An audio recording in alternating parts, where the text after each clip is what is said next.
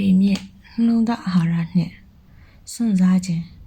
တာယာလှသောຫນွေဦးပေါက်ရာသီဖြစ်သည်မြေစီဩဇာပြေဝသည့်ခြံဝန်းတစ်ခုထဲမှစိတ်စိတ်နှစ်စိတ်ဘေးချင်းရှင်၍တည်ရှိနေသည်ပထမသစ်စစ်ကဆိုသည်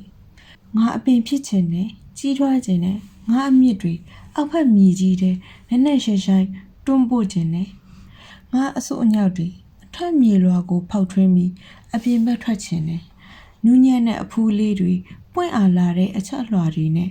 အောင်လံထူပြီးနှွေဦးကိုကြိုးဆိုခြင်းနဲ့ငါမျက်နှာပေါ်နှွေးထွေးတဲ့နေရာကြီးကြာရောက်တာငါခံယူခြင်းနဲ့အေးမြတဲ့နက်နက်ခင်းနှင်းပွင့်ကလေးတွေငါပွင့်လွှာချက်ပေါ်ဖြန့်ပတ်တာလဲငါခံစားခြင်းနဲ့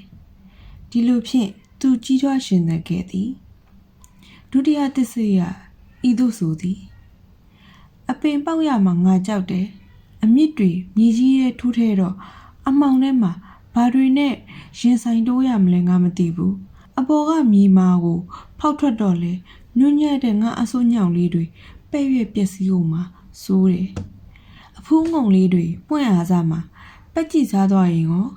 ပန်းကလေးတွေပွင့်လာတော့မှခလေးတယောက်ကောင်းလုံသွားရင်ရောဘာနဲ့လုံလဲမဖြစ်ဘူးစိတ်ချရတဲ့အထိစောင့်မှကောင်းမယ်သူနှင့်သူစောင့်နေခဲ့သည်